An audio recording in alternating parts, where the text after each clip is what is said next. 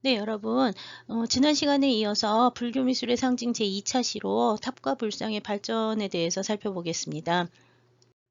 먼저 석가모니의 가르침에 대해서 지난 시간에는 이제 생애에 대해서 주로 봤고 생애를 어떻게 조용해하고 상징화 시켰는가를 봤는데요. 이번 시간에는 이제 붓다의 가르침이 어떻게 전해지면서 그 주로 전해진 전달물들과 중요한 그 상징물이라고 할 수 있는 탑과 불상을 살펴볼 예정인데요.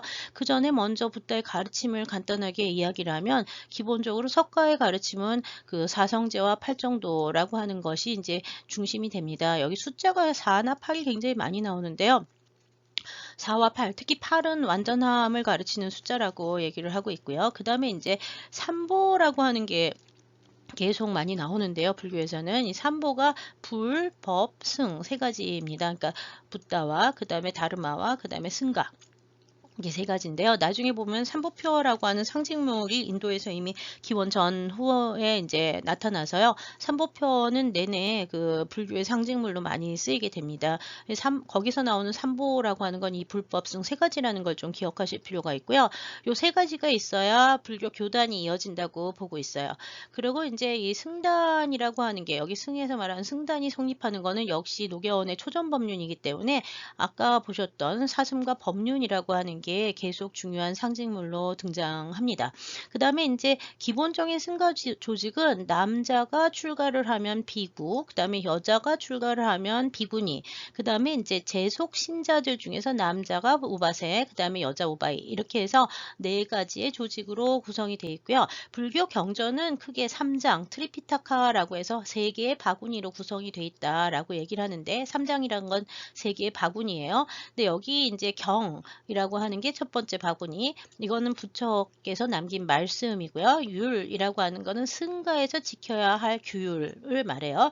논이라고 하는 거는 이 경과 율에 대한 그 해석, 주석 뭐 이런 것들이 논에 들어갑니다. 그래서 경율론이라고 하는 3장이라고 하는 단어가 굉장히 많이 나오고 세 개의 바구니라고 해서 트리피타카라고 하는 그 용어나 아니면 그 요런 조형물로 나오지는 않는데 여하튼 경전이라고 하면 항상 3장이라는 뜻이 나오고요. 3장 법사라고 얘기를 하면 다 이 불교의 경전에 통달한 사람이란 뜻이라는 걸 좀 기억하실 필요가 있습니다.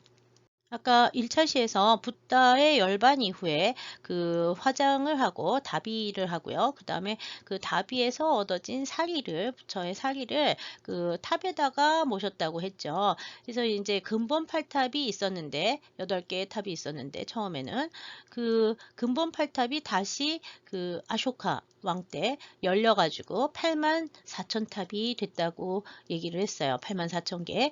이 8만 4천 개의 탑은 그 이후에 아쇼카 이후에도 여러 번 아쇼카가 만든 탑들이 계속 열리고 또 이제 뭐 그 넣어지고 이러면서 수많은 탑으로 이제 변화하게 되는데요. 탑이 이제 인도 전역에서 만들어지기 시작하는 건 기원전 한 2세기부터 시작을 해서 그 기원 후 한 2세기 정도까지 엄청나게 많은 탑들이 인도 전역에서 만들어졌던 것 같습니다.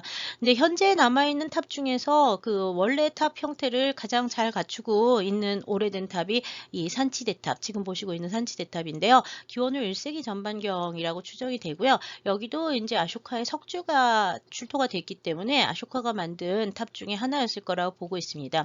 아쇼카의 석주는 인도 전역에 약 3, 40개 정도가 현재 확인이 되고 있는데요. 탑하고 석주가 같이 남아있는 예는 바이샬리를 비롯해서 몇 군데 되지는 않습니다. 산치에서는 부러진 형태로 석주가 나왔고요. 인도탑의 기본적인 형태는 이 산치 대탑이나 아니면 각종 구조 같은 것들을 통해서 보면 지금 보는 것처럼 대지 위에 그 기단을 만들고 기단 위에 복발을 얹고요. 그 다음에 이제 방형에 하르미카라는 걸 놓고 그 다음에 이제 그 야슈티라고 하는 찰주를 놓습니다. 그리고 찰주에다가 차트라라고 하는 산계를 갖다 꽂는데 이게 차트라인데 요렇게 생긴 게 이제 기본적인 인도탑의 형식이라고 보시면 될 것 같아요. 산치탑의 구조를 기본으로 해서 인도탑의 구조를 보면 다음과 같습니다. 맨 처음에는 그 기단 부부가 있고요. 그 다음에 이제 안다, 복발부라고 하는 게 있죠. 그 다음에 이제 복발부 위에는 그 하르미카가 올라가는데 하르미카 주위에는 그 베디카 라고 해서 난간들을 갖다 이렇게 울타리라고 번역을 하는 사람들도 있어요. 베디카는 울타리를 이제 두르는데 그냥 나무로 두르는 게 아니라 대부분 다 이거 석조로 두르게 됩니다. 그다음에 하르미카 위에는 뭐를 꽂게 되냐 하면 그 여기 엑시스필라라고 돼 있고 그 야슈티라고 하는 건데요. 이 야슈티라고 하는 건 우리나라에서는 탑 위에 꽂는 찰주를 그 뜻합니다. 야슈티에는 이제 그 우산처럼 이렇게 양산이라고 말을 하는 게 제일 이해가 쉬울 텐데 차트라라고 하는 거를 꽂습니다. 이 차트라는 산계라고 쓰고요. 양산이나 우산처럼 이렇게 햇빛을 가리는 차양이라고 생각을 하면 되는데 신분이 높은 사람은 이걸 여러 개 꽂았다고 얘기를 해요. 그래서 부처님의 경우에는 경전에는 9개의 산계를 꽂는다라고 돼 있기도 합니다. 여하튼 이 차트라를 이제 꽂아서 그 만들게 되고요. 그 위에서 보면 하르미카가 방향으로 이렇게 있다면 이 베디카는 둥그렇게 돌렸죠. 하르미카에 이제 이 야슈티가 올라가고요. 그 사리는 보통 어디에 여기 이제 탑은 사리를 모시는 곳이잖아요. 사리는 어디를 모시냐면 이 야슈티의 밑에 이 기단부나 아니면 복발부 정도에 들어갔을 거라고 추정을 합니다. 탑의 내부에 봉헌이 되는데 산치탑의 경우에는 이미 사리기가 도난을 당해서 도굴당해서 남아있지는 않았습니다. 하여튼 이 사리를 탑 안에 봉헌을 할 때는 그 사리를 봉헌하기 위한 그릇들 각종 장엄구들을 만드는데 그걸 사리 장엄구라고 얘기를 하고요. 요 사리 장엄구와 사리기라고 하는 것들, 사리기를 중심으로 하는 사리 장엄구들은 탑 내부에 이제 봉헌이 됩니다. 그 외에 토라나라고 하는 것은 이 베디카 안으로 사방에 이제 문을 만드는데 이 문들이 여기 보이는 이 문들이 이제 토라나라고 부르고요. 스탐바라고 하는 거는 산치 석주처럼 거대한 기둥을 말을 합니다. 스탐바 석주를 얘기를 하는 거고요. 그 다음에 이제 요 구조들 나중에 산계, 찰주, 평두로 이루어진 이 구조들은 그 동아시아 탑에서는 탑의 상륜부로 이제 올라가게 되는데 동아시아에서는 이제 차크라라고 하는 거를 위에다가 그 차트라하고 같이 올리는 경우가 있는데요. 차크라는 바퀴를 말을 해요. 그래서 복윤이라고 얘기를 하기도 하고요. 다르마 차크라라고 딱 얘기를 하면 이게 정법을 상징하는 법륜이 되는데 일반적인 이 바퀴라고 하는 것도 역시 법륜과 같은 의미로 그러니까 바퀴라고 하는 형태가 이렇게 생긴 바퀴가 계속 그 정법을 상징하는 다르마를 상징하는 그 상징물로 불교에서는 내내 쓰여지고요. 나중에는 이거를 탑 위에다가 올리는 애들도 나오게 된다는 이야기입니다. 산치탑의 경우에는 이 토라나라고 하는 부분에 전체에 전부 다 그 뭘 표현을 하냐면 여러 가지 불전 부조를 표현을 하는데요. 보통 불전이라고 얘기를 하면은 아까 그 팔상이라든지 그런 내용을 포함해서 석가의 일생 자체가 불전이라고 이제 얘기를 하는 거고요. 그 다음에 이제 본생담, 자타카라고 하는 것들이 이제 또 많이 표현이 되는데요. 이 본생담은 뭐냐 하면 지금 석가모니 붓다가 석가로 이번 생에, 그러니까 석가로 태어나던 생에 이전에 여러 개의 전생을 살았는데 그 전생이 그 팔리어 경전이나 이런 데서는 약 550개 정도의 전생이 있었다고 얘기를 해요. 그래서 550번의 전생 끝에 석가가 이제 그 깨달음을 얻은 붓다가 됐다고 그러는데요. 지금 보고 있는 것처럼 원숭이 이야기, 그 원숭이 왕 이야기를 이제 그 묘사한 그 마하카피 자타카 같은 것들을 비롯해서 여러 가지 본생담들도 역시 본생도라는 말을 쓰기도 하죠. 자타카는 이야기를 말하는 거고요. 자타카를 그린 그림은 그 본생도라고 이제 표현을 하는데 이 본생담과 불전을 조용화해서 불교 미술의 가장 이른 양식들을 또 이른 양식이나 형식들을 이 대탑, 산치 대탑을 비롯한 초기 탑들에서 찾아볼 수가 있습니다. 산치 대탑은 기원전 3세기 아쇼카 때 처음 만들어졌긴 하지만 지금 조각들이 있는 토라나들은 대부분 기원 전후한 시기부터 기원 후 1세기 정도에 만들어졌을 거라고 추정을 하고 있는데요. 이 시기는 무불상 시대였기 때문에 그 부처님을 인간 모습으로 표현한 불상이 나오지 않고 붓다의 상징물들이 등장을 합니다. 여기 보시면 바퀴가 보이죠. 이 바퀴 법륜입니다. 그래서 이 법륜이 일단은 제일 중요한 중요한 그 붓다의 상징으로 등장을 하고, 그 다음에 불교의 상징이고, 그 다음에 보기수 역시 붓다의 상징이 됩니다. 그 다음에 불쪽, 이것도 여러 번 설명했던 것 같은데, 불쪽도 역시 그 붓다의 상징물로서 등장을 하고요. 불탑, 아까 보셨던 그 이렇게 생긴 탑들 있죠. 이 탑도 역시 그 붓다의 상징물 또는 불교의 상징물로서 이제 표현이 되고 있고요. 그 다음에 지금 여기 보시는 요 문양, 여기 동그라미 안에 연꽃이 있고요. 위에 그 뿔처럼 생긴 형태, 요 스리바스타바라고 하는 요 형태에서 하나, 둘, 세 개의 문양으로 구성이 된 요 모양이 삼보표를 뜻합니다. 이 삼보표라고 하는 거는 아까 말했던 불법승, 삼보를 상징하는 기호가 되는데요. 나중에 보면은 요 스리바스타바만 이제 따로 조용히 되는 경우도 좀 있는데, 기본적으로는 요 형태가 그 삼보표로서 불교를 상징하는, 불교의 불법승을 상징하는 상징물로서 많이 나오게 됩니다. 인간의 형태로 붓다를 표현하는 이 그 불상이라고 하는 것이 만들어지기 시작하는 것은 붓다의 인간형 붓다를 갖다가 상으로 표현하는 것은 이제 간다라와 마투라라고 하는 두 지역에서 기원후 1세기에서 2세기 경부터 이제 시작이 됩니다. 그래서 왼쪽에 보시는 것이 간다라 불상이고요. 오른쪽에 보시는 것이 마투라 불상인데요. 동시기에 다른 지역에서 약간 다른 양식으로 만들어지기 시작하는 불상들은 이제 이후에 계속 여러 지역으로 이 불상의 제작 방식이 퍼지게 되는데요. 초기의 불상들은 대부분 두 마리의 사좌를, 이렇게 사자 두 마리를 이 밑에다가, 대좌 밑에다가 표현을 해서 석가를 상징하고 있습니다. 그래서 사자좌로 나오는 이 불상들은, 쌍사자가 밑에 표현되는 것들은 그 석가모니 붓다를 표현한 거라고 보고 있고요. 이와 함께 그 봉헌자라든지 지금 위에 있는 천신이라든지 아니면 보살 같은 존재들도 상으로 제작되기 시작을 하는데요. 특별히 중요한 두 명의 보살은 미륵보살, 다음 석가모니의 뒤를 이어서 내세의 미래불로서 오게 될 미륵보살과 그 다음에 세상의 모든 소리를 들어주는 보살이라고 하는 아발로키테슈바라, 관음보살이 이제 굉장히 중요한 그 보살상으로 인도에서부터 그 믿어지기 시작을 했고요. 조형화되기 시작을 했습니다. 이 지금 보고 있는 왼쪽 상, 이 상은 이제 미륵보살이고요. 간다라에서 만들어진 요 팔을 여러 개 가지고 있는 이 보살상은 이제 관음보살이 됩니다. 이 관음보살의 경우에는 특히 보관에 화불이라고 해서 작은 불상을 여기다가 이제 보관에 표현을 하는 경우가 많은데, 이 화불은 보통 좌불로 표현이 되는 경우가 제일 많고요. 아미타불의 화신이라고 얘기를 하기도 하는데요. 여하튼 보관에 화불이 나오는 경우에는 보통 관음인 경우가 많다. 기억을 해주시면 좋겠습니다. 보살상은 지금 보는 이런 보살상들은 장신구를 가지고 있고요. 그 다음에 이제 머리나 이런 것들이 제가자의 복식에 가깝기 때문에 화려한 장신구라든지 뭐 그 신체 표현이라든지 뭐 이런 것들이 그 제가 신도들의 모습, 왕공귀족의 모습으로 표현되는 경우가 많아서 불상 중에서도 이게 부처의 상을 표현한 상들과 보살의 상을 표현한 것은 표현되는 방식이 전혀 다릅니다. 네, 이 불상과 보살상의 제작은 그 인도에서 시작이 돼서 중앙아시아를 거쳐서 중국, 그 다음에 이제 한국에까지 이르게 되는데요.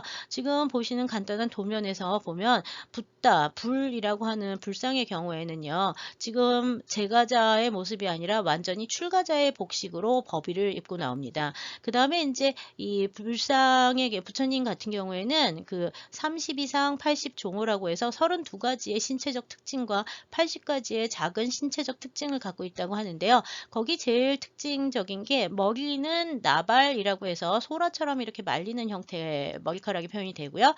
그 다음에 정수리 부분은 불룩하게 솟아올라서 그 지혜를 상징하는 육계를 형성하는데, 그래서 꼭 머리가 보면 이렇게 이중으로 돼 있죠. 그래서 이 육계 가지는 거, 그 다음에 머리카락이 나발로 표현되는 거, 그 다음에 또 역시 그 백호라고 하는 하얀 털이 이마 한가운데에 있다고 알려져 있고요. 목에는 삼도라고 해서 3개의 주름을 가지고 있고요. 그 다음에 이제 불상은 항상 금색신으로 표현이 되는데, 이 32상 80종호 같은 경우에는 이제 경전에 나오는 이야기들이 이제 조형에 반영이 된다고 보시면 되는데, 이것은 왜 그러냐 하면 일반인하고 다른 그 붓다의 신체적 특징을 표현하기 위해서 나타나는 것이라고 보시면 되고요. 보살의 경우에는 대승불교에서 그 깨달음을 얻었지만 열반에 들지 않고 계속 윤회를 거듭하면서 대중들을 다 구하기 위해서 세상에 있는 사람이라고 생각을 해요. 그래서 깨달음을 얻었으나 열반에 들지 않은 존재 또는 이제 깨달음을 얻을 거라고 수기를 받은 존재들이 이제 보살입니다. 그래서 이 보살은 보통 제가 신도의 모습으로 특히 왕공기족의 모습으로 만들어지기 때문에 보관을 쓴다든지 아니면 이렇게 목걸이와 팔찌, 영락과 같은 장신구들을 갖고 있는 경우가 많고요. 그 다음에 이제 복식은 역시 인도 복식을 많이 따라서 만들어지게 됩니다. 군이라고 하는 거는 이제 허리에다가 걸친 치마를 말을 하는 거고요. 보살들의 경우에는 이 정병을 비롯해서 손에 들고 있는 이걸 지물이라고 얘기를 하는데 지물의 종류가 그 경전에 나오는 지물 종류를 표현하는 경우가 상당히 많습니다. 그 다음에 이제 보관에 화불이 이렇게 있는 경우는 보통 아까도 얘기했지만 관음이 제일 많은 편인데요. 관음 말고도 화불이 있는 그 보살이 있기는 있고요. 또 어떤 경우에는 여기 이제 화불 대신 뭐가 있냐 하면 이제 뭐 탑이 있는 경우가 있다든지 뭐 정병이 있다는 경우가 표현이 된 경우가 있다든지 해서 보관에 표현된 지물이라든지 아니면 손에 들고 있는 지물을 통해서 존명을 확인할 수 도상을 확인할 수 있습니다. 존명 이름이나 보살의 이름이나 도상을 확인할 수가 있습니다. 이런 도상 같은 경우에는 그 보통 불교 경전에 나오는 얘기를 따라서 한다고 보시면 될 것 같아요. 네, 불상이나 보살상 모두 이게 수인이라고 해서요. 손이 갖고 있는 상징성들이 있는데요. 맨 처음에 이제 보시는 이 선정인이라고 하는 거는 참선 자세를 뜻하는 거죠. 그래서 참선하는 사람들의 자세가 이제 이 선정인 하는 거고요. 불상의 경우에는 지금 보는 이 시무회인과 여원인이 이제 초기 불상에 좀 많이 보이는데 이 두 가지를 같이 하는 것을 이렇게 일반적으로 쓴다고 해서 통인이라고 해요. 이 통인은 어느 부처님이나 다 하기 때문에 통인의 경우에는 그 부처의 존명을 단정하기는 좀 어렵습니다. 시무회인이라고 하는 거는 손을 들어서 이렇게 보여주는 손바닥을 보여주는데 위로 보여주는 것인데 이거는 근심 걱정을 덜어준다는 그 뜻을 가지고 있고요. 여원인이라고 하는 것은 아래로 손바닥을 내보이는 것인데 이거의 경우에는 이제 그 네가 그 상대방 그러니까 사람이 바라는 그 것을 모두 다 들어준다 하는 그 바람을 소원을 들어준다는 뜻을 가지고 있어요. 굉장히 좋지 않습니까? 근심 걱정을 들어주고 바라는 것을 다 들어준다는. 그래서 이제 통인을 한 그 부처님들이 상당히 많은 편이고요. 이 선정인에서 손을 하나 내려서 땅바닥을 가르치게 되면 손가락이 땅바닥을 하나 가르치게 되면 그것이 이제 촉지인이라고 해서 땅을 가르치는 수인이라고 하는데 그때 이제 이거는 아까 앞 시간에서 얘기를 한 붓다의 그 정각대 보리수 아래에서 정각대 마귀를 물리치고 땅을 가르친다라고 하는 뜻의 항마촉지인이라고 부르는 거고요. 이건 기본적으로 석가의 성도 를 상징하는 수인이 되는 거죠. 그런데 나중에 밀교라고 하는 게 발전을 하게 되면은 밀교에서는 아촉불 같은 경우에 동방의 아촉불 같은 경우에도 이 항마촉진을 하는 경우가 있고요. 우리나라 같은 경우에는 이제 뭐 아미타 같은 경우에도 항마촉지를 한 예들이 가끔 확인이 됩니다. 그래서 이제 후대에 좀 먼 인도가 아닌 다른 먼 지역으로 오게 되면 이 수인들이 조금씩 바뀌게 되는 걸 볼 수가 있는데요. 여기서 이제 보면 이 전법윤인이라고 하는 거 이거는 설법인이라고 아까 얘기를 했었죠. 이거는 석가의 그 사르나트에서의 그 초전법륜을 상징하는 수인으로 많이 표현이 되고요. 그 다음에 이제 여기 합장인이라고 하는 거는 부처님이 하는 경우는 별로 없고요. 부처님 옆에 있는 공양자나 보살들이 하는 경우가 되게 많아요. 이거는 존경을 뜻하는 것이기 때문에 공양인이나 보살이 하는 경우가 좀 많은 수인이라고 보시면 됩니다. 그 다음에 여기 아주 독특한 수인이 하나 있는데 직원인이라고 하는 수인이 있어요. 여기 보면 손가락을 하나 올려서 이쪽 손가락하고 이렇게 마주치게 만들고 있는데 두 손가락을 두 번째 손가락에 두 손가락을 마주쳐서 주먹을 쥔 것처럼 보이는 왜 두 주먹을 쥔 것처럼 보이는 이 직원인이라고 하는 거는 화엄경이 나오면서 화엄경의 주전인 그 비로자나가 하는 수인인데요. 이 비로자나가 직원인을 한다는 게 화엄경에 나오기는 하지만 실제로 이 직원인을 표현한 그 불상들은 그렇게 많지는 않은 편이었기 때문에 우리나라에서 나오는 게 좀 굉장히 독특한 통일신라 시기에 이제 비로자나가 이 직원인을 하고 나오는데 불상형의 직원인 불상은 통일신라 시대 때 우리나라에서만 나오는 굉장히 독특한 그 수인이 됩니다. 이 정도로 수인을 아시면 되고요. 그 위에 뭐 이제 경전에서는 아미타의 구품인이라든지 뭐 이런 몇 가지의 수인들이 더 있긴 한데요. 그 부분에 대해서는 불교미술 혹시 공부하시면 좀 더 자세히 배우실 수가 있습니다. 한반도에 불교가 전래된 것은 4세기 정도부터 이제 중국을 통해서 전해지는데요. 우리나라의 경우에는 초기에 불상이 이제 만들어진다기보다는 초기에는 이제 이 연화문이라고 하는 게 등장을 하면서 이게 이제 불교를 상징하는 문양으로 많이 나옵니다. 여기 보시는 것은 왼쪽에 보시고 있는 거는 두 장의 벽돌에 연꽃이 하나 표현이 되어 있는데 이렇게 여기가 연꽃잎이 되죠. 여기도 연꽃이 하나 있고 여기도 연꽃이 있는데 이런 연꽃 문양의 전들 같은 경우에는 무경릉에서 이제 출토가 된 그 연화문 전돌인데 이 무덤에 사용하는 이 연화문 전돌은 역시 불교하고 관련이 있을 거라고 지금 추정을 하고 있고요. 오른쪽에 보고 있는 천정 꼭대기에 그려진 이 고분 벽화는 역시 연화문을 중앙에 그리고 있는데요. 성형총을 비롯해서 고구려 고분 벽화 상당수가 중앙에 연화문을 쓰고 있습니다. 이 중앙에 그려진 천정 중앙에 그려진 이 커다란 연화문은 역시 불교의 사원에서 뭐 운강이라든지 도낭이라든지 이런 데 보면 사원벽화의 사원의 그 한가운데 천정에 이렇게 그 연화문을 배치를 하고 있는데요. 그런 영향을 받으면서 그 고분에도 나타나는 거라고 보고 있어서요. 연화문이 이제 삼국시대의 연화문, 초기 연화문들이 이제 불교를 상징하는 거라고 지금 추정을 하고 있는 중이고요. 역시 삼국시대의 고분벽화 중에 나타나는 독특한 도상들이 이제 이 연화화생이라고 하는 게 있는데요. 지금 보고 있는 거 고구려의 장천 1호분이라고 하는 고분의 벽화인데요. 이 장천 1호분에는 지금 보시는 것처럼 연꽃이 이렇게 있는데 연꽃에 보면은 사람 얼굴이 두 개가 이렇게 매달려 있죠. 그리고 여기 모서리에는 역시 그 연꽃이 여기 모서리에 이렇게 표현이 되어 있는데요. 연꽃 보이시죠? 이 연꽃 위에 사람 얼굴을 표현하는 또는 사람의 상반신을 표현하는 이런 거는 우리나라 고구려에서만 나오는 게 아니라 중앙아시아 지역에서도 나오고 있고요. 그 다음에 이제 이거는 북위 시대 때 중국 북위 시대 때 비슷한 시기에 북위 시대 때 영영사라고 하는 절의 그 막세기화로 사용했던 건데 중국 북위의 영영사 이건 중앙아시아 호탄 여기도 보시면 역시 연꽃을 중심으로 해서 상반신에 그 사람이 표현이 되고 있잖아요. 이런 상들은 다 연화에서 다시 태어나는 모습을 그리는 것이라 연화화생이라고 이제 부르고요. 이런 연화화생 도상들은 무엇을 상징하는 거냐 하면 정토 사상, 특히 이제 서방 아미타 정토에서 그 새로 태어나기를 바란 죽은 사람이 서방 정토에 가서 새로 태어나기를 바라는 이 정토 사상을 반영하는 상징물들이라고 볼 수 있습니다. 이거 역시 중앙아시아나 한국이나 중국 쪽에서 이제 그 정토 사상이 발전하면서 나타나는 독특한 상징이라고 보시면 될 것 같고요. 한 6세기 정도부터는 우리나라에서도 고구려 백제 신라에서 다 불상과 보살상을 만들기 시작을 하는데요. 지금 보시는 건 둘 다 지금 제가 백제상들을 가지고 왔는데요.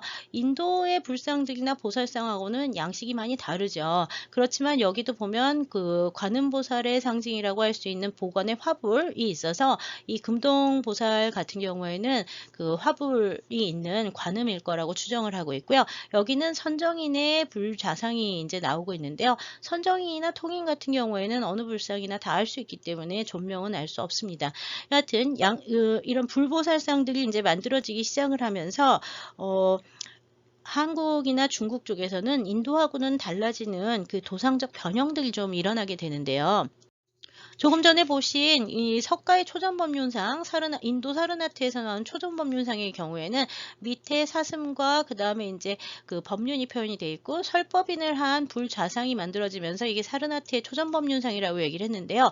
이거는 한국의 안압지에서 출토가 됐고요. 그 다음에 이제 통일신라 시대 때 거고요. 그 다음에 요 오른쪽에 있는 거는 한 7세기에서 8세기 정도 일본의 호류지의 이제 벽화에 그려져 있는데요. 이 호류지의 것은 전법륜인을 하고 그 다음에 이제 옷주름 같은 거는 거의 비슷한데요. 연화자 위에 앉아 있으면서 이 사슴과 초전법륜을 상징하는 게 없어요. 예, 그리고 이제 이거는 존명이 아미타로 바뀌게 되는 현상을 보고 있는데요. 이거는 아마 그 서방에서 만들어진 그러니까 서역 인도에서 만들어진 상들이 들어오기 시작을 하면서 그 여러 가지 경전들과 합치가 되면서 그 다른 도상으로 같은 형식으로 만들어졌지만 다른 도상으로 변화해 발전해가는 양상을 보여주는 것이기 때문에 형태가 같다고 그 불상의 경우에는 존명도 똑같거나 같은 존재라고 볼 수는 없다는 얘기예요.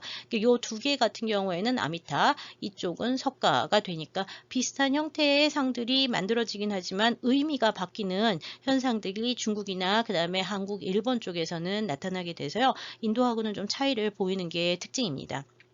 네, 그 다음에 아까 직원인의 불좌상은 화엄경에 의해서 새로운 도상으로 나타난다 그랬는데요. 우리나라에서는 766년에 기념명이 아니라 관련 자료가 766년에 이제 경전이 같이 나와서 그 8세기 중반 정도로 알려진 이 불상에서 이제 처음으로 이 직원인이 확인되고 있고요. 그 이후에 9세기 지날 때까지 직원인 상들이 비로자나를 만들 때 많이 사용이 됩니다. 그래서 요 수인은 계속 두 개의 이제 주먹을 쥔 것처럼 보이는 이 직원인이라고 하는 거는 비로자나를 항상 표현하는 그 비로자나만의 아주 독특한 수인이라 이거는 뭐 다른 데서는 잘 나오지도 않고요. 중국에서 나오는 직원인은 이거하고 좀 다르게 생겼어요. 그래서 한국에서 보이는 독특한 상이다, 독특한 수인의 상이다 라고 생각하시면 될 것 같습니다. 한국의 불교 미술에서 이게 불교의 판테온 만신전에 가까운 그 아주 도상들을 집대성해 놓은 훌륭한 작품이 경주에 있는 석굴암인데요. 8세기에 이제 인공 석굴로서 김대성이 만들어졌다고 알려져 있는데 전방 후원식이라서 앞에는 네모난 방이 있고요. 뒤에는 둥그런 방이 있고 그 다음에 사이에 복도가 있는 그런 형태가 되는데 여기 보시면 본조는 항마촉지인의 좌상이 있었고요. 여기 입구 들어가는 전실 양쪽에는 4명씩 해서 팔부중이 있습니다. 팔부중 역시 경전에 나오는 상들이고요. 그 다음에 이제 여기 연도 복도 부분에는 4명의 이제 그 사천왕이라고 하는 존재들이 나오는데 사천왕은 동서남북의 사방을 지키는 상들이에요. 그 다음에 이제 여기서부터 범천, 제석천, 그 다음에 이제 문수, 보현, 그 다음에 10대 제자라고 하는 부처의 이제 10명의 제자가 이제 여기 표현이 되어 있고, 한 가운데 11명 관음 보살이 있는데요. 이런 도상들을 어떻게 알 수 있는가? 경전에 나오는 내용들하고 맞춰봤을 때 도상적 특징들이 일종의 상징물들이 있기 때문에 그래요. 용이라고 하는 거는 머리에 용을 가지고 표현이 되어 있고요. 건달바의 경우에는 이거는 이제 머리에 그 사자가죽을 뒤집어 쓰고 있고요. 아수라의 같은 경우에는 팔이 여러 개, 그 다음에 얼굴이 여러 개라고 나오는데요. 역시 이 석굴암에도 그런 경전에 나오는 내용들의 그 도상들이 표현이 돼 있어서 어떤 것들을 가르쳤는지 알 수 있습니다. 그 다음에 이제 이 사천왕의 경우에는 다른 사천왕들은 지물이 계속 좀 바뀌는 데 비해서 북방 다문천의 경우에는 북방의 그 천왕 경우에는 언제나 탑을 들고 나오거든요. 그래서 여기서도 역시 탑을 든 그 북방 다문천이 확인이 됩니다. 그 다음에 제석천의 경우에는 금강절을 드는 게 굉장히 일반적인 지물로 나오는데요. 역시 여기서도 제석천이 금강절을 든 양상이 확인이 되고 있습니다. 11명 관음이라고 하는 건 역시 11명 관음 경 같은 데 나오는 보살인데 얼굴이 11개가 있어서 사방을 둘러본다고 하는 그런 보살이에요. 역시 여기서도 얼굴이 11개로 표현이 되어 있습니다. 구체적으로 노란색으로 표현되어 있는 것들을 잠깐 슬라이드로 살펴보겠습니다. 여기 보시면 먼저 머리 위에 용이 있죠. 이게 아까 팔부중 중에 용이고요. 그 다음에 여기는 머리 위에 사자가죽을 뒤집어 쓰고 있죠. 건달바입니다. 그 다음에 여기 보면 얼굴이 3개에 팔이 여러 개로 표현이 되는데 이건 아수라를 표현한 거예요. 그래서 지금 팔부중상의 도상들이 이렇게 확인이 되고 있고요.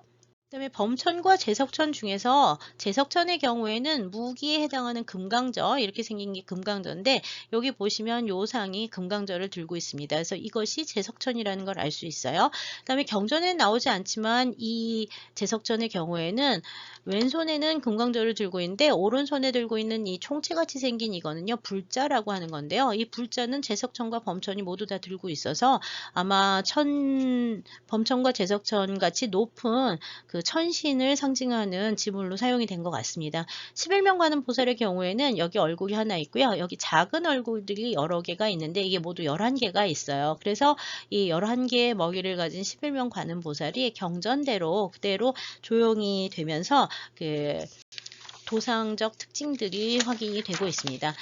석굴암에서 보이는 이런 특징 중에서 가장 이제 다음 보실 탑들하고 관련해 중요한 것이 이제 사천왕의 북방천인데요. 네, 석굴암은 아까 전실, 네모난 전실이 있어서 8부종을 배치했고, 그 다음에 이제 금강 역사가 여기 표현이 돼 있고, 그 다음에 연도에 돌아가면서 4명의 그 사천왕을 표현을 했는데, 그 다음에 이제 주존이 있는 데에서는 뭐 이제 범천, 제석천, 문수, 보현, 그 다음에 이제 5명씩 제자들, 맨 뒤에 이제 11명 관음이 있다 그랬잖아요. 근데 요쪽에 보면 북쪽 방향이라고 생각하는, 어느 쪽이 이제 사방을 보면은 모르는데요.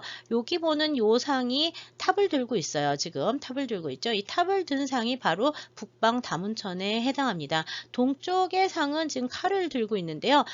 동방 지국천이 이제 칼을 들고 있는 거는 뭐 경전마다 조금씩 다르게 나와서 확실하게 이제 칼만 가지고 이게 동방이라고 얘기를 할 수는 없지만 북방에 탑을 들 경우엔 탑을 들고 있는 거는 언제나 북방이 되기 때문에 이 다문천을 기준으로 해가지고 동서남북을 해보면은 얘가 북방이고 얘가 이제 그 동방 천왕이 된다는 걸 알 수가 있습니다. 그 다음에 이제 이 북방 다문천의 예를 또 보시면은요. 지금 보시고 있는 것이 가문사지, 우리나라 통일신라 시대 때 가문사지 동탑에서 만들어진 사길장엄구에서 거기도 이제 사천왕이 사길장엄구 사방에 표현이 되어 있는데요. 그 중에서 탑을 들고 있는 이 천왕이 역시 북방 다문천이라고 하는 게 확인이 됩니다. 이 북방 가문사의 동탑에 천왕이 들고 있는 그 탑은 3층 석탑의 형태를 하고 있어서 3층 탑의 형태를 하고 있어서 그 신라의 일반적인 탑 형식을 그대로 보여주고 있는데요. 이 탑이라고 하는 게 지금 보는 석굴암의 천왕과 그다음에 가문사지 동탑의 천왕이 좀 다르게 생겼죠. 그 이유가 뭐냐면 인도에서 시작된 탑의 형태가 지역마다 건축적 양식의 변화하고 함께 탑의 구조가 달라지기 때문에 그렇습니다. 네, 지금부터 보시는 몇 개의 사진들은 동아시아의 탑들이 이제 변화해가는 양식을 보이는데요.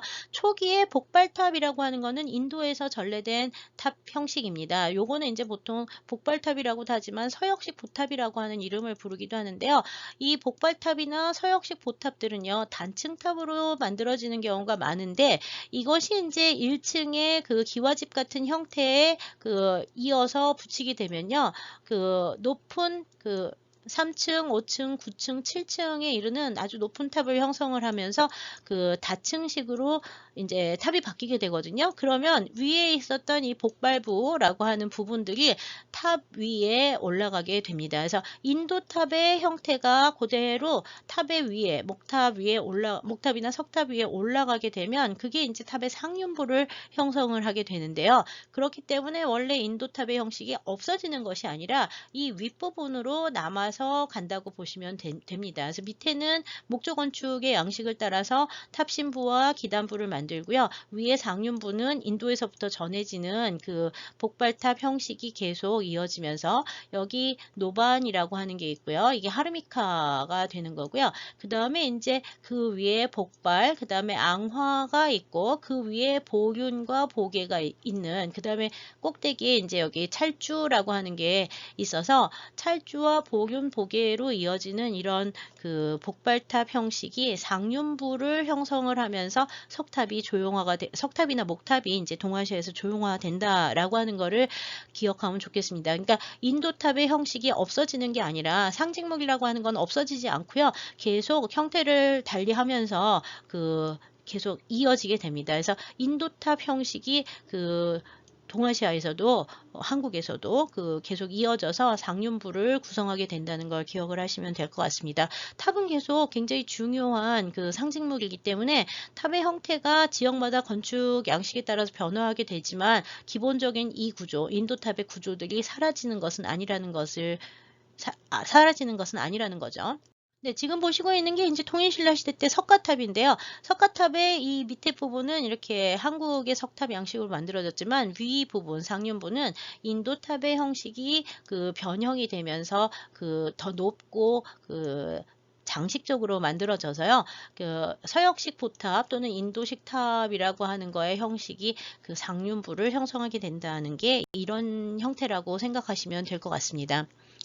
지금까지 이제 인도, 그다음에 이제 중국, 한국, 특히 이제 인도와 한국을 중심으로 해서 불교 미술의 상징들과 도상들에 대해서 살펴봤는데요. 이게 아무래도 불교의 상징을 얘기를 하면 여러분들 이제 왜 영어로 부디스트 심볼이라고 하는 걸 검색하면 이렇게 티베트 불교의 상징물들이 상당히 많이 나옵니다. 티베트는 이제 티베트 고원에 있었던 독특한 티베트 국가의 이제 독특한 불교 양식이라고 생각을 하시면 되는데요. 밀교하고 이제 밀교의 영향을 많이 받은 티베트식 밀교들은 이렇게 여러 가지 주문이라든지 상징들이 굉장히 많은데 한국에서는 많이 쓰이진 않지만 우리나라에서도 이제 원나라 때 가끔 이제 이 티베트 불교의 영향을 받은 것들이 나오긴 하는데요. 이 만트라라고 하는 거는 간단한 주문 같은 거예요. 그래서 산스크리트를 써가지고 이제 주문들을 갖다가 많이 문자화 시켜가지고 문양처럼 사용하는 경우가 많은데요. 여기서는 티베트 불교 중에서 보통 불교의 상징하면 많이 나오는 게 이 티베트 불교의 상징이라서 두 가지만 제가 오늘 설명을 간단하게 드리고 수업을 끝내려고 하는데요. 지금 왼쪽에 보고 있는 게 유명한 옴마니 빠드메 홈이라고 하는 글자예요. 여기 이 글자가 옴이고요. 요 두 글자가 마니, 그 다음에 여기 있는 이 두 글자 반쯤 되는 요게 빠드메라고 하는 뜻이고요. 요 마지막 글자가 홈입니다. 그래서 옴, 마니, 빠메, 훔 해서 6글자를 쓴 건데 이 6글자로 썼기 때문에 이거를 육자 진언이라고도 얘기를 하고요. 이거를 여기 마니 빠메라고 하는 건 보주와 그 다음에 연꽃이라는 뜻이거든요. 옴이라고 하는 건 모든 것의 시작을 뜻하는 말이고 그래서 이제 옴하고 시작을 하는 이 만트라의 시작부터 시작해서 마니와 빠드메로 이어지는 이 관음주 옴마니 빠드메 홈이라고 6글자의 진언은 관음을 상징하는 주문으로서 티베트에서 제일 많이 쓰이는 것 중에 하나고요. 요 6글자가 지금 여기 보이는 것처럼 가운데 글자를 하나 놓고 6개를 돌아가면서 여기 보면 옴, 마니, 빠메, 훔으로 끝나죠. 요 훔 같죠. 여기 이제 옴이 되고 그래서 이 6글자를 이렇게 문양으로 장식해서 쓰는 게 있는데요. 요 옴자는 이 낱글자로서 같은 글자예요. 요것도 옴이고 요것도 옴인데 모든 것의 시작이라는 의미를 갖고 있거든요. 그래서 이 옴자가 역시 문양으로도 굉장히 많이 쓰이게 됩니다. 그 다음에 여기 보면 한가운데 있는 문양은 저 동그라미가 2개 달려서 전혀 다르게 생겼죠. 이거는 흐리라고 읽는데 이거는 종자 만트라라고 해서 모든 것의 씨앗이 되는 근원적 의미를 가진 글자거든요. 그래서 이 글자를 이제 또 하나의 문양으로 중심 문양이나 뭐 이렇게 단독 문양으로도 쓰는 경우가 상당히 많습니다. 이거는 다 티베트 문자라고 생각을 하시면 되겠죠. 산스크리트어 문자긴 한데 시땀 문자라고 하는 문자를 쓰긴 하는데 산스크리트나 티베트에서도 다 요렇게 생긴 글자를 쓴다고 생각하시면 돼요. 문자고요. 인도 티베트어계 문자라고 생각하시면 되고요. 네, 그 다음에 이제 오늘 마지막 티베트 불교 미술의 상징을 하나 더 보시는데 이거는 이제 팔길상이라서 8가지의 이제 아주 중요한 길상문으로 사용되는 문양인데요. 8개가 항상 세트로 많이 나와요. 지금 보시는 것처럼 가운데 옴자를 넣고요. 이 팔길상은 꽃잎 하나하나에 모은 이런 목걸이라든지 팔찌라든지 반지라든지 이런 것들이 장신구로도 많이 만들어지는데 이거는 티베트에서만 만들어지지는 않고 뭐 티베트나 아니 미얀마라든지 태국이라든지 이런 데서도 이 팔길상을 이용하는 경우가 많습니다. 이 티베트의 팔길상은 사실은 명청대에 발달을 하는 거라서 15세기에서 16세기에 중국과 티베트에서 발전을 하는 시기가 좀 늦은 시기의 상징이고요. 우리나라에서는 그렇게 많이 쓰이지는 않지만 팔길상이 가끔 사찰에서 쓰이는 경우가 있어서 간단하게 알려드리겠습니다. 먼저 요 밑에 있는 거 보시면 여기서부터 1번이 됩니다. 그래서 보산, 이거 산계를 말하는 거고요. 그 다음에 2번째는 쌍어, 그 다음에 3번째는 보병, 만병, 보병 해가지고 모든 것이 여기서 나온다고 하는 감로수가 담긴 병을 말하는 거고요. 그 다음에 이제 계속 연꽃은 중요한 상징이 되죠. 마지막에 있는 요건 법륜이고요. 그러니까 연화라든지 이 보병이라든지 이 법륜 같은 경우에는 계속 많이 쓰이는 문양 중에 하나고요. 그 다음에 이제 여기 보면은 산계도 계속 왜 탑 위에도 산계가 올라가는 것처럼 산계가 있잖아요. 그 산계 말고 여기 산계하고 비슷하게 생긴 좀 더 긴 우산 같은 게 있는데 이건 당번이라고 해서 깃발이에요. 깃발. 깃발, 이건 깃발이고, 그 다음에 이제 요거 길상결 같은 경우에는 티베트 쪽에서만 거의 쓰이고 다른 데서는 많이 쓰이진 않아요. 모든 것은 언제나 계속 연결돼서 돌아간다는 우주의 순리를 나타내는 문양인데, 그 네모를 연결을 한 그 띠매듭이 연결된 문양으로 표현이 됩니다. 이 길상결 티베트 쪽에서만 쓰인다고 보시면 되고요. 그다음 범라는 원래 힌두교의 그 상징 중에 하나였는데요. 불교 미술에서는 이제 불교 의계에서 이 범라 소라 고둥을 갖다가 악기로 쓰기 시작을 하면서 티베트 쪽에서 악기로 많이 쓰거든요. 그러면서 이 범라도 역시 진리의 소리를 뜻하는 그것으로서 그 불교 미술의 상징으로 쓰이게 됩니다. 그래서 이 만트라에 나오는 육자 진원이나 팔길상 같은 것들이 불교 미술의 상징물로서 많이 소개가 되고 있긴 하지만 한국의 불교 미술에서는 이런 상징들이 그렇게 많이 쓰이지는 않습니다. 이상으로 간단하게 불교 미술에서 쓰이는 여러 가지 상징들의 기원과 그 다음에 이제 발전 양식들, 그 다음에 이제 불상과 탑의 도상들의 변천들에 대해서 살펴보았습니다. 좀 바쁘게 진행을 하긴 했지만 여러분들이 불교 미술의 상징에 대해서 이 수업을 통해서 좀 더 많이 알게 되고 관심을 많이 갖기를 바라면서 강의를 마치겠습니다. 감사합니다.